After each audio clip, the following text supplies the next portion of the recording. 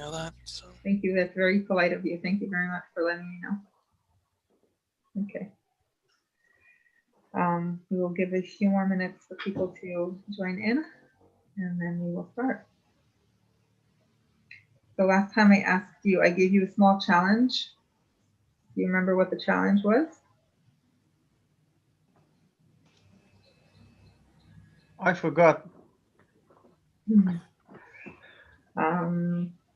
Was it, I don't remember if it was that one or the one the week before, to identify a situation and go about fixing it in your mind about how it could be said correctly, or was that the former one? No. Okay. I don't remember. I have to write it down. Okay. So I think, shall we be punctual? So, Sarah, just before you're starting, okay? I will say good evening to everybody. I'm not here in this room. Abraham, from where are you? I'm in the UK. United Kingdom. You said last week. Yeah. Because we're also doing a lesson on Sunday, and send me your email here, and I will send you an invitation. Okay, sure. Because this one, the chat is disabled now, and then I will send you later on. Okay. If it was possible. Bye, everybody. See you. Yeah. בהצלחה, Sarah. Okay. So this week's Shmirat HaLashon, I will first share screen. And I called it Lashon Hara in a public eye, because what I wanted to discuss today is, let me see, do you see what I see? Are you able to see the? Yes, I believe I am. The vulture and the pictures. Okay, I'm getting back up to the beginning. So Shmirat HaLashon in the public eye, because it brings in different aspects that I would like to discuss, and how it is when last time we spoke about what happens at home, what issues we bring home, how do we address a person who comes to us and expresses something that might be problematic, and our obligation as a spouse, as a family member, to on one hand be there for emotional support, but on the other hand also to know that we don't want this done as a habit. So this time we're going out to the public eye, and the first question I would like to ask as we start is, who am I? Because before I can talk about somebody else and how careful I need to be about them, I think I would like to ask first, the first question would be, who am I and what makes me who I am?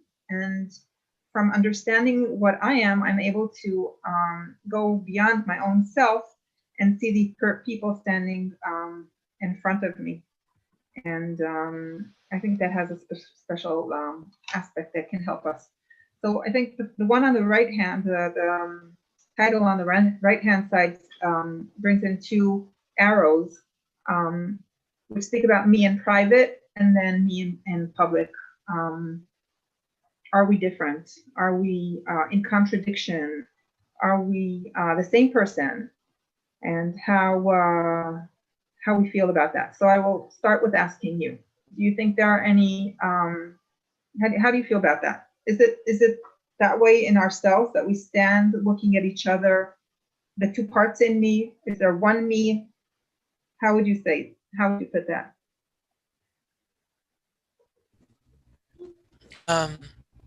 Yeah, I try to be the same in private and public. I mean, like, in private, anyways, yeah, I try to be the same. Okay. So here are some points to ponder, points to think about. Is it negative to be a different person in private and a negative person? No. Is it negative to be one type of person in private and another type in public? Do you think it's okay to be different people in different places? Yes, I think there is some negativity to it, because being another way in public than one is at home with one's family and next of kin, that means that one is putting on sort of a mask, you know, that is not one real self. One is sort of play acting in front of other people. And I think that is falsehood, you know. One should be oneself, be the person one is, whether inside or outside. Okay, so I will ask you, what makes me who I am in private and what makes me who I am in public? Because the way you speak, let's say, to your closest friend is not necessarily the way you'll speak to your son, or not necessarily. So maybe is that a different person? Is that different sides of you? Is that, how would we put that together? Like, do you agree with me that the way you act towards one person is necessarily, or maybe it isn't, I don't know, is it the same type of behavior that you put everywhere you are with all the people? I mean, in some aspects, you want to be different in public, in some aspects, but as far as like character and stuff, these very good ones, I think it's good to be the same in private and in public, type of thing. Okay. Is it important to us what others think of us? Do we take that into account when we are at home, when we are outside, when we're in real public? Is it something we should take into consideration? Well, I think it's important what God thinks of us, and it's also important what people think of us to a degree, but yeah, that's what I've learned. Okay, thank you for that. Another point that I wanted to bring up is that every person, we spoke about names. Remember the song we brought in at the first lesson? That every person is, are there many names that are given to a person by his father and his mother, and there's another name given by adventures and by the neighbors and by different activities that a person does in his life. Do you remember that specific a song that we brought in from the Jewish writer? So apparently there are different sides to a person, and even every person is a mirror to a different side of me. Because I have friends who I have fun with, and I have friends who are just discussion friends. You know, I can talk deep philosophical thoughts with them, but I can't do that with my fun friend. Or with my father, I can just talk about my day, or my mom. But my father, if I start telling him about my day, he's like, woo, got to write a paper. This is not interesting. You know, different people bring out different sides of you. So it's not a matter of choosing to be different or not different, but it comes out because, so anyway, what I'm trying to say is that every person is a mirror to a different side of our personality. Do I make myself clear, or do you agree with me? Yeah, yeah. Okay. I would Can I also add say, something? Yes, please. Yeah, well, what my personal understanding of this is, again, where do we draw the line? There has to be a balance. For example, if there are people in the world they have many sides, many names, two different passports, that no one knows who they are, what their identity is, that goes to negative. I don't like it. At the same time, if we are too revealing to everyone, to the public, the same with our family or friends, our wives, children, mother, father, and we discuss everything with the public at the same time, again, that's gone to negative on the other side. There has to be, in my opinion, there has to be in the middle ground, some balanced view of privacy to keep for ourselves. Do you get what I mean? Yes, yes, absolutely. But we do recognize that there is a difference in our personality, and it's okay. It's okay to be different with other people, but not like you say, you don't hide identities, and Mr. Jekyll and Mr. Hyde, to like a monster and a gentleman, right? But it's okay to have different sides to us. We I agree think to it's that. okay as long as it's not gone to negativities and affects, like, as a negative results on ourselves, on our community or neighborhood or other people. It's fine for I think. Okay, thank you. Thank you.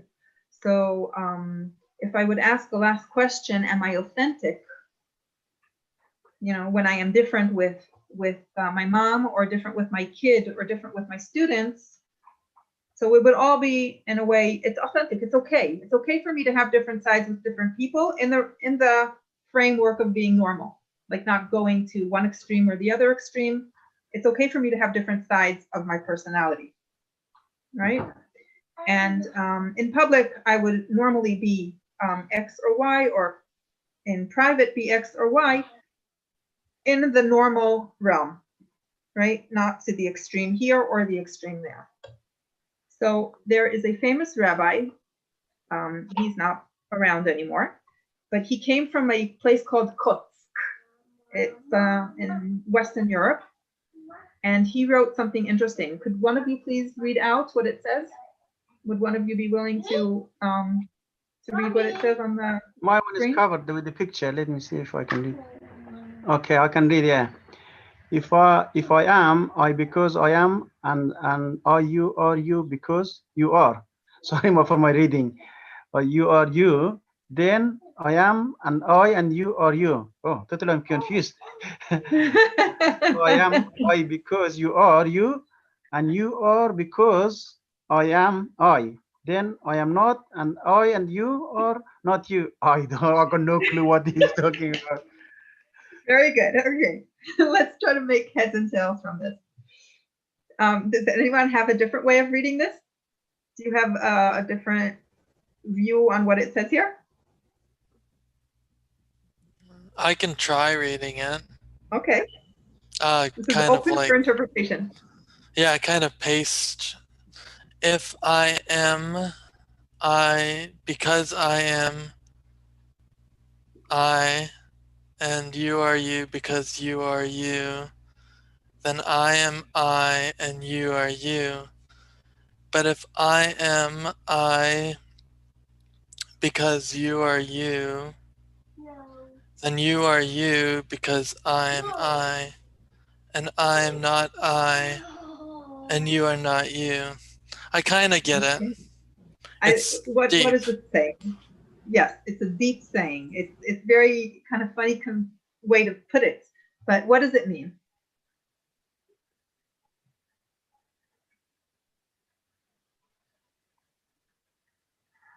Like, what sense do you make out of this? Well, the sense that I make out of it is kind of like I am who I am, and you are who you are, and we can compare ourselves some, but not completely. I don't know. Okay, thank you for that. Any other ideas, maybe? Only the second paragraph is the negative formation of the first Right. paragraph, I could say. Yeah. I think what the rabbi was trying to say is that if I behave as I do, if I am as authentic as I am, because that's who I really am, and it has nothing to do with anybody else around me, but it's I am I wherever I am, and it doesn't have to do with anybody else. It doesn't depend on anybody else. But it's because I don't have to be next to you to be who I am, and I don't have to be in public in order to be, or I don't have to be in any other place. I am I because I am I. Okay, that's my standard. And you do the same about yourself. That it's not next to your best friend you'll act like this, and next to the policeman you'll act like that. But each one is obliged to his own self-truth of being who they are. Then it's authentic. Then it's okay. Then you are you, and I am I, and everything's okay. But if I understand your standards, and therefore I behave according to your standards, and they're not necessarily my standards, but they're yours. So when I'm with you, I'll behave the way you think I need to behave. And then when I'm with you, and I'll change myself, I'll become who you expect me to be, and you'll do the same because I expect you to be what I expect you. Then I'm not I, and you're not you, because we're not doing what we are, what we are. And I think he is talking about authenticity. He's talking about being truthful to your own charactership, and getting to know who you are is also quite an achievement. And what composes what I am, who am I, my hates, my loves, my affections, you know, everything that makes who I am what I am. It's very involved. It's a big machine that's called human being. It's a very complex thing.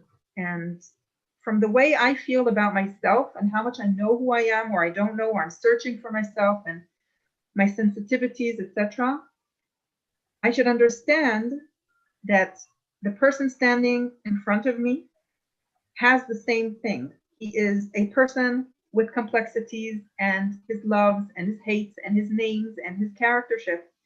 And if I look at myself in my eyes and see the whole world as the other, so does the other. I am the other for you guys. You are the others for me. But my sensitivities, I know, exist in your own way in you, which means you are the center and I am the other. But for me, I am the center, you are the other. And it's important that we understand that there's a person, a whole world standing in front of us. It's not the other, it's a me standing in front of me. Not a mirror of me, a different me. But for that person, he is the me. He is the central. He is the most, everything comes out of his eyesight. Everything is shaped out of his being the center of his world. And I think that we have to give that a thought, and we have to understand that when we're standing in front of a person, he is the me and I am the other.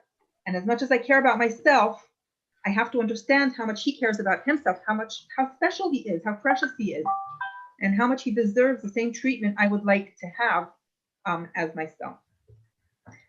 So in the public eye, the people who are out there and we would like to speak about them, or we read about them in different public means. So on the left-hand side, I have a few examples of publications and places that we can read about and learn about information out there in the public. So we have newspapers, blogs, WhatsApps, small talk, all the chat groups that we have on Google groups, and advertisements that we see smeared up on big buildings, and book publications about this person or that person, or okay, these are different means of spreading information. And in our world today, spreading information is the name of the game, right? It's to get to more groups, and the more word spreads, the more money I'll make, or the more public I'll be. You'll ask every little kid what he wants. He wants to be a celeb. He wants people to hear of him. He wants to be known. So the public eye is a big deal today, so much more than it was in the past. And what legitimacy do we have, because we're talking about the language, to bring out talk and put other people in the center of our talk, not only at home in my own room, but out there, right? Newspapers bring out stories, the blogs discuss things and encounters that we had, WhatsApps, there are groups that you can say a sentence and come out into public about things that happened in private. Advertisements, of course, and a book about, I worked for the princess, and then spread out everything you know about her private life. So 3 points that I could think of. If you could think of any other, please feel free to tell me, to add up. So one of them would be that everyone knows this anyway. If there was a scandal or something like that happened in, I don't know, in the White House or in the palace or in Hollywood, everybody knows about it. So what's the big deal? I'll also talk about it, right? That's one of the things that people could say, like, so just known. What's the big problem about saying anything about that? Or the other one would be the next one. These people put themselves in the public eye and from free will, right? There are people that are public people, and they know that together with the responsibility of the job and the privileges of the job, people will also talk about them. So what's the big deal about talking about them? Why are we even thinking that it might not be okay to talk about them? And the third group would be, or the third thing, it's the public's right to know, right? When someone puts himself out there, in the government or anywhere else that's public, then it's our right to know about certain things that happen out there, that they touch our lives as well. So let's talk about the public's right to know and to criticize. So I have a few slogans here, and these are just like points that I could bring up. So there is the right to know versus the right to be forgotten. Right. So let's say we'll take a person, not necessarily a true person, but let's say a judge. Okay, a judge in the high Supreme Court, and we hear he had this story, and we want to talk about it. We want to bring it out, let's say in the newspaper, right? So what would be the two voices that would be for or against? Should we publish this in the newspaper, or is it their private business? Is it okay to speak about it, or is it going into their, let's say they had a personal affair with somebody, and the newspaper comes out with that. So is that the right to know, and therefore it's okay to discuss it, or is it something that belongs to their privacy? No, I think it's public. It needs to be discussed. The public have a right to know, because the judge or people in government who are dealing with public, they are serving the public, and it's their obligation to reveal anything, information to the public, and it is the right of the public to know what's going on there. Okay. Well, how about the right to be forgotten? Maybe they're sorry for what they did, and if you're going to talk about it, then it'll be smeared up, but it's going to ruin their whole job, their reputation, and maybe it happened in the past and they don't want people to remember it. Now they're doing their job. It happened in the past, but now everyone's talking about it. I think the judge on different circumstances, different conditions, and I think it's always not the same.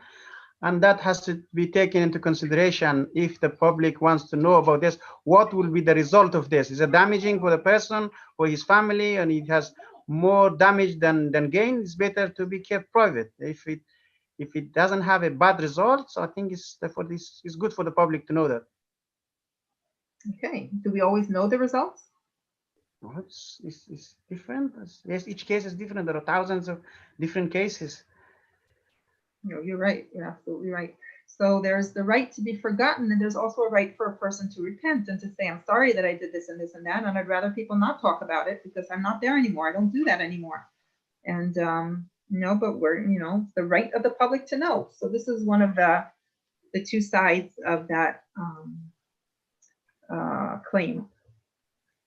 So the pictures I brought in here are relevant to the next claim, that these people put themselves in the public from free will. A president was a private person, and he decided to run for presidency. So he, just for example, is now a public person. We can discuss him. We can discuss anything that happened to him, business-wise and personal-wise, and anything, because he's a public person. But for example, we know that just recently I read in the newspaper that the grandchildren of the American president had to be withdrawn from their school because they were being criticized for certain actions, that they were not taking precautions for the COVID. Okay, they had to leave their school because people were talking. So as we see, their cycle, it goes around. It doesn't only affect the person, but it goes around and around. So yes, they did put themselves in public. He did. Maybe his wife did as well. We had a president in Israel, not the prime minister, the president, whose wife wanted nothing to do with public. So they split. She lived far away. She never interviewed. She never came out to public, never said anything, never came to any public, anything. That was her choice. And he made a choice to be out there in public. So, go right ahead. You cooked it, you eat it. And we have people like Princess Diana, who you could say the same thing. She went into to the public by marrying into the royal family. On the other hand, she lost her life by running away from paparazzi. They wanted a good story, and she didn't. So the question is, was it okay?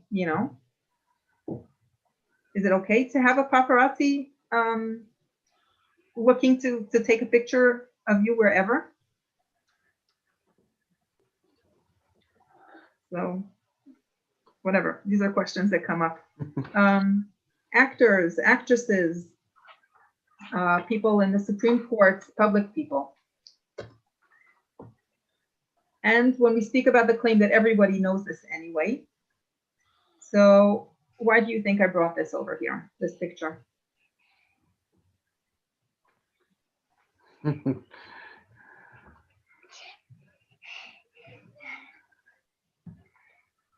What is it about this picture that I would like to discuss? I think it's related to the public and the privacy. There's something going on, and then you can see the outer signs.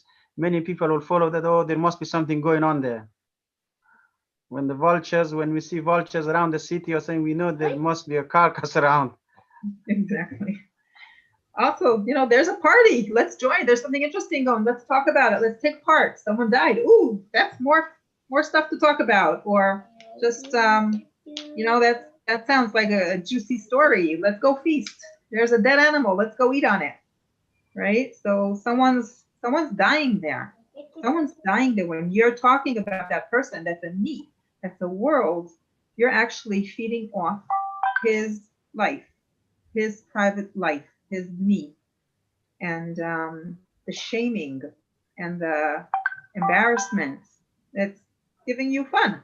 You're taking part of it. You're feasting on it. They're eating, they're getting livelihood from that body. So you're feeding off, your livelihood is coming from the shame of that person. You're living off his sorrow.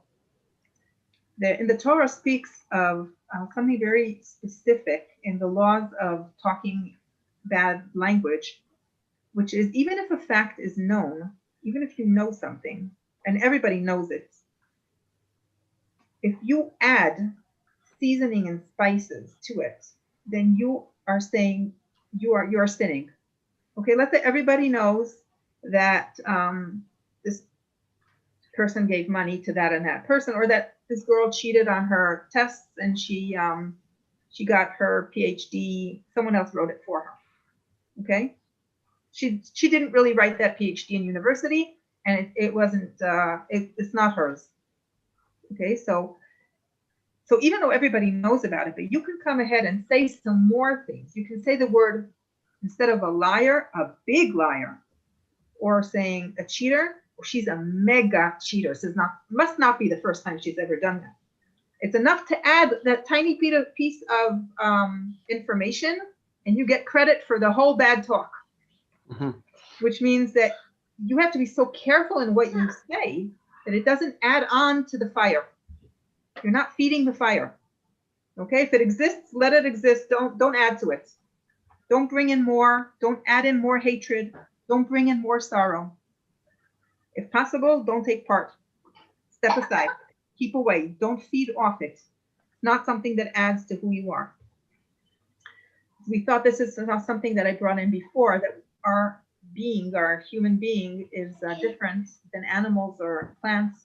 And the fact that we have thoughts, we have feelings, but we have actions and speech. Our speech is the most significant difference between animals and vegetation and the human beings. Okay, so it's not the thinking man, but it's the talking man. It's the talking that makes us different from anybody else in this entire creation. And with this, I would like to go to a short story that happened about 2,000 years ago, and it's passed on in Jewish tradition, about two big rabbis. One of them was called Hillel, and one of them was called Shammai, and one of them was the head of the main court, and the other one was like a political governor or the head of all the people. So one of them was more a Torah person, and or the head of the Jewish learning center. It was called the head of the Sanhedrin, was the 120 wise men sitting together and studying Torah and giving out the main ruling of how to live according to the Torah. And So Hillel and Shammai, they were a couple. They lived at the same time, and there was a person who wanted to become a Jewish person, a non-Jew who wanted to become Jewish, and he came to Shammai, and he said to him, "I would like you to make me Jewish while I'm standing on one foot. Okay, I want to become Jewish, but it has to be done while I'm standing on one foot." So Shammai, who heard this person saying that, he said to him, "You're not serious. This is not a real, you're not real, out, go. This is not serious." So the guy goes to Hillel and he says to him, "I would like to become Jewish, but on the condition that you teach me everything while I'm standing on one foot." So he goes to say the same thing to Shammai and the same thing to Hillel. Hillel says to him, "Okay, so what I will teach you is that whatever you do not like done to you, whatever is unpleasant to you, that you don't like when people do to you, refrain, hold yourself from doing to your fellow man. And all the other things you can go learn on your own. But that's the main thing that you need to know in order to become a Jewish person. Whatever you don't like that people do to you, don't do to others." Is there a saying that you recognize that is very similar to this one? Whatever you do not like, don't do to others. Do you know any other saying that is similar? Maybe not in the way it's said, but it's the main idea. Maybe on the opposite. Because this is a negative sentence, right? What you do not like. Do you know any sentence that says the opposite?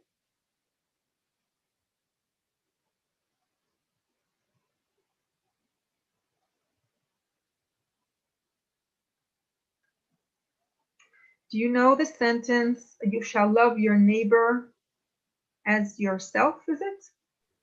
Is that the way it goes? Have you ever heard that sentence? Yes. So it's why does he choose to say what you do not like, don't do?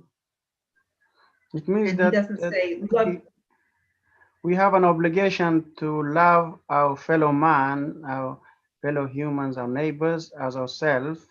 It means that whatever you think is bad for you, first of all, you don't do to other people. So before you start doing, just hold back for a second and think, don't ruin. Before you start adding on good, think, wait just a second. My daughter is studying nursing. So the first lesson she came in, the head nurse who was going to be their teacher said to them, "Start by not hurting anybody. Okay? Don't kill anyone. Don't do any bad. Keep away from doing harm. And now let's start learning what yes we can do. But first of all, try not to harm anybody." So what Hillel was trying to say is that it all comes, it adds on to the fact that we're trying not to harm anybody else. We are looking at them, understanding that they are people who feel just like me and like you. And we have to have that in mind when we come to talk about other people, and to use our superiority in the world, our speech, in order to do things that are maybe inappropriate or not right, to use them that way. So thoughts are nice and feelings are important, but in this case, Hillel teaches us that actions are what matter, and our talk is what matters more than what we think or more than what we feel, even though maybe most of our life is in ourselves more than it's outside. Because I'm thinking 24/7, I'm acting out towards other people much less. Okay. So now we go down to the nitty-gritty. What is the criteria for publishing an item in public? When is it okay? When is it not okay? So when we want to publish something, let's think through these points. Truth, that's number one. Is what we want to say true? Is what we're reading true? The truth is not a coward, and it doesn't hide. It's not a liar. It tells the truth is something very specific and real. Okay? God's stamp is truth. In Hebrew, we say chotamo. Chotam is a stamp. The signature of God is the truth. It's important to talk about the truth. And if it's true, it has to be out there. Okay, that's why someone would say, yes, a scandal has to be published because it's true. And if it's true, it should be published. The truth is important. We're not hiding behind anybody. We're not scared to talk about it. We have to say it. The second one would be, the hand of the witness shall be first upon him to put him to death, and afterward the hand of all the people. So this comes from Deuteronomy, and now the main part is, so thou shalt put away the evil from the midst of thee. God is talking about different types of justice, and he says that you should take the evil that exists and move it away. It cannot stay within you. There is an obligation for people to notice the evil and to get it out of the way. And if that's through publication, then it needs to be done. The publication as a complementary mean of fulfilling this demand. Okay? If there's something wrong being done, then we have to publish it, and help it move away. Is that understood? Yeah? Okay, number 3. Rescuing the oppressed from the hand of the oppressor. So we have to find ways to protect the simple and innocent people. And knowledge is critical and gives power. If something happens and we don't know about it, we can't stop it. We have to know about these certain things. And if something terrible is going on, if it's abuse, if it's taking advantage of someone, if these things will be out there, the person will know that harm is being done to him and he'll be able to stop this from happening. But if not, this is going to stay there, and we have to try to help the people who are in distress. So by publishing these things, we can help them. Number 4, and this comes from Deuteronomy as well, and all the people shall hear and fear and do no more presumptuously, which means publication is a way to stop people from doing wrong. If a person knows that there was an open camera in the room while he's doing what he's doing, do you think he would act the same way? If you know there's a camera on you 24/7, would you act differently than if there was not a camera on you?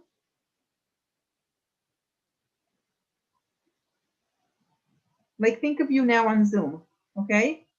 Are you acting in a different way than when the Zoom will be closed in 10 minutes? Of course, yes. It's public eye is different.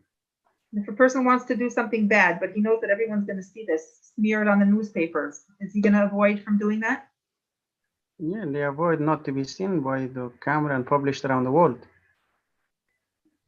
So the camera and the writing in the newspaper can help a person realize that he should watch what he's doing. He should be careful. This will be written out. People will talk about this. This will ruin his reputation.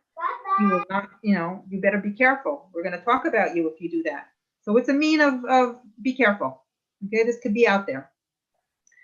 And blasphemy in the mean that when a person who is considered to be a moral authority, okay, someone who represents God's laws, does something wrong, then in a way, publishing the events that are done by those types of people,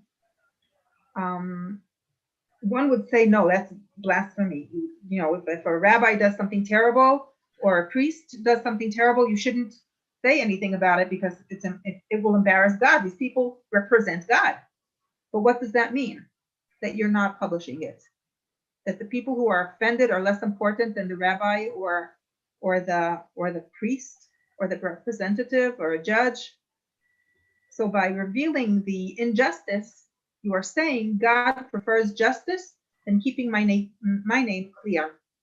So Hashem wants the world to work by justice.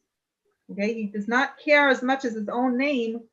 It's like, if you're not justice, don't call me your guide, because this is not going the way I want. So if something's wrong happening with people who are important, let it out. This should be known, and it should not be. But these are the reasons for not publishing. First of all, embarrassing a person in public is terrible. We need to understand proportions, that when a person is put to blame on a newspaper, his family is offended, his friends are offended, We don't give him much place to change his ways. And these people sometimes commit suicide. These people lose their jobs. Very serious stuff happens when we put a name of a person up there as a guilty one in the newspapers. So that's one point to think about before publishing. It could also be Lashon Hara. And we have to make sure that this thing is true, which means Lashon Hara, as I explained in the beginning, is not spreading lies. Spreading lies is something different than Lashon Hara. Lashon Hara is true. It's true facts. They're not complimentary, they're not good, but they're true. And sometimes when there are things that are published, they're not true. It's just enough to say he did something very bad, and not just something bad, which already turns it into bad tongue and bad speech. So we really, really have to be careful there that the evidence and that it's checked out and that it's true 100%. Okay, it's also a slippery slope. The moment you start, some things are better dealt with in private. And if you make washing dirty laundry into a routine, that's the way you deal with your stuff, is only by publishing it. Every dirty thing goes out there. It has its bad sides as well. Jeremiah 9:3, chapter 9, verse 3 says, I can't read that. Can someone read that? It's just not English for me. It's very old English. I try. Take ye heed every one of his neighbor, and trust ye not in any brother.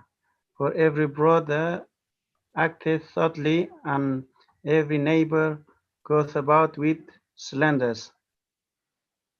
What he's trying to say is that a society who strives to constantly reveal dirty or problematic stories or hold up the moral, so we're questioning it. Are you really bringing it out because it's a moral problem, or are you looking for publicity? Are you looking to sell stories and make money? Why are you doing that? You don't want to be a society that constantly looks at the bad and looks to bring in items that are negative. Look at the newspapers. Count the bad items and the good items. How much good and how much bad? And why? What brings more readers? What takes up more space in the newspaper? How many advertisements will I bring because I'm more interesting? I'm yellow. I'm bringing in juicy news. Okay? We want to create a good, kind society. Number 5, constant contamination of public language. This is one of the side effects. The legitimacy of creating an evil public policy. Constantly looking for the bad.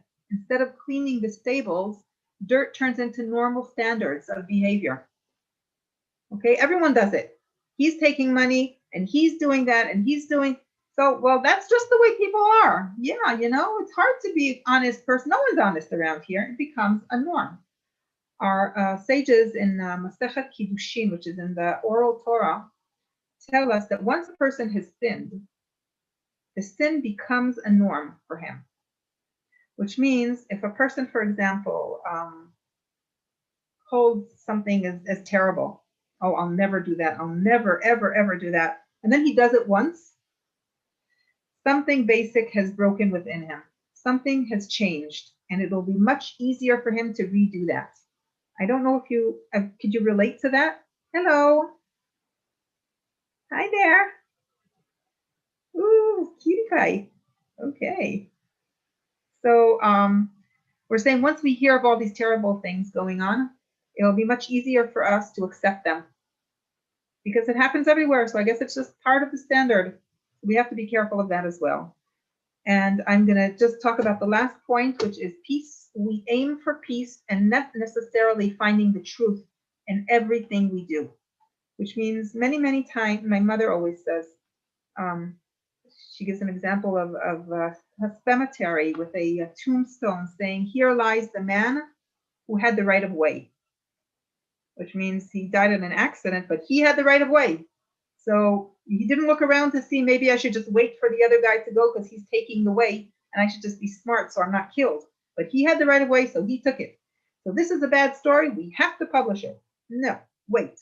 Maybe if you talk to the person before, maybe if you let them know that there's a problem and you can discuss this, maybe you can solve it differently than just smearing it on a newspaper. So not everything dirty necessarily needs to be dealt with in the newspapers. So we spoke about knowledge. First of all, knowing the facts is extremely important.